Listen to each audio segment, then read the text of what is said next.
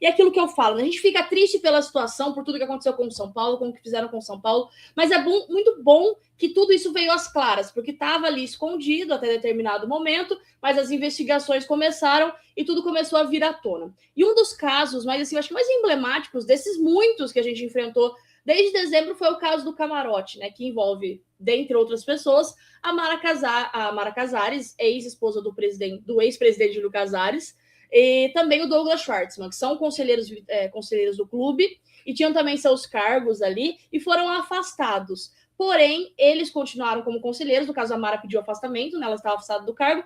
Porém, o Douglas continuou ali como conselheiro. E o que aconteceu?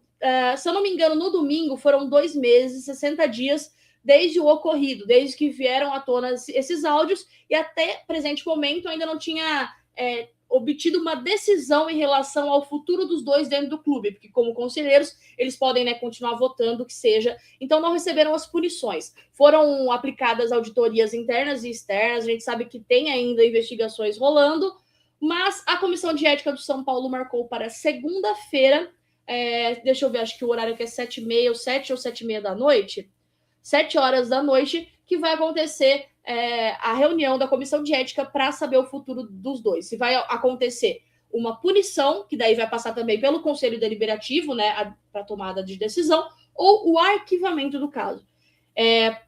Matheus, você, que tem toda também a sua bagagem jurídica, que é um especialista da área, que nos ajudou muito nesse processo, muito mesmo, para a gente entender tudo o que acontece, para nós que somos leigos, esses termos jurídicos são muito complicados.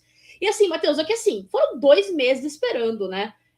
Eu acho assim, acho que é um tempo maior do que a gente esperava, mas enfim, está marcado para segunda-feira a reunião da Comissão de Ética do São Paulo para definir então o futuro de Mara Casares e Douglas Schwartzman no São Paulo. Assim, é inconcebível assim a gente pensar que os dois podem ter alguma posição dentro do clube ainda, nem que seja de decisão. Isso realmente incomoda o torcedor São Paulino, a gente espera um desfecho positivo para o clube. O que você acha disso? Você acha que realmente demorou para acontecer essa reunião? Você acha que foi no momento propício? E o que você espera? Qual a sua expectativa para a decisão em relação a esses dois?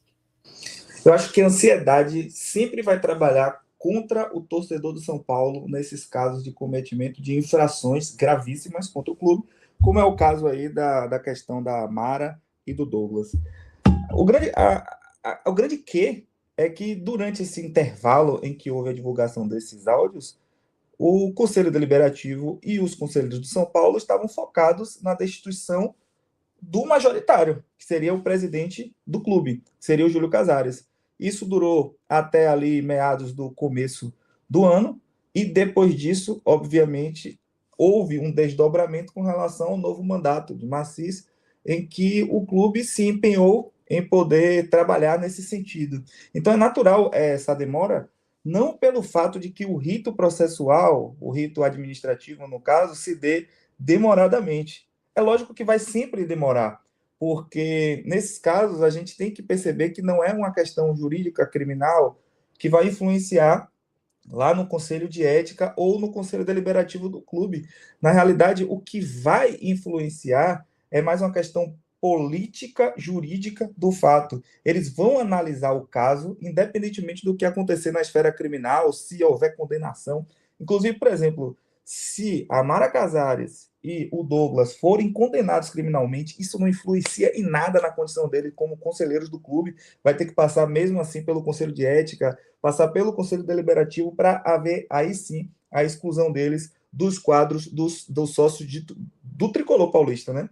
É lógico que isso deixa a gente um pouco frustrado, porque a gente gostaria de que, óbvio, com um fato notório, público, uma divulgação de um áudio, em que há uma confissão prática daquilo que se sucedeu com relação à vinda de ingressos de um camarote clandestino, a gente tende a querer uma resposta imediata do clube, mas existem ritos, existem procedimentos, e eu acho que está, óbvio, poderia ter sido antes? Poderia, mas eu acho que está extemporâneo, eu acho que está tempestivo. Segunda-feira que vem a gente vai ver o que é que vai dar. A grande questão é a sanção que eles vão aplicar nessa questão, né?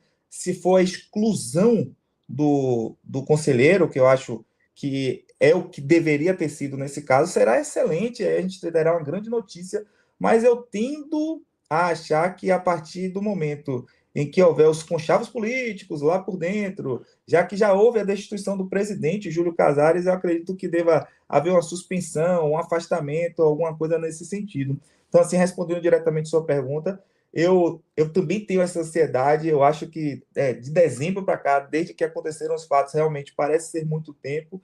Mas se a gente for pensar que um processo criminal, por exemplo, demora anos e anos, a gente pensa, por exemplo, o impeachment de Collor aconteceu em 92, o julgamento passou lá décadas até que ele fosse inocentado. A gente tem que perceber que um processo criminal, como tem contraditório pela defesa, demora realmente. Nesses casos, como é um caso gravíssimo, que vai gerar a destituição deles, é normal que demore um pouco, mas eu espero que, a partir de segunda-feira, esteja delimitado a questão de eles serem, de fato, excluídos do clube, que é o que todo torcedor do São Paulo espera. Eu tendo a acreditar que, como é um julgamento de pares, como é um julgamento em que conselheiros vão julgar outros conselheiros, é claro que a gente vai passar por uma mini decepção, vai haver atrasos, vai haver uma entrega mais demorada, talvez realmente não se dê por agora essa resolução, mas é lógico que no Conselho de Ética vai passar para o Conselho Deliberativo, e aí lá no Conselho Deliberativo a gente vai chegar aos porém se eles vão ser excluídos ou não.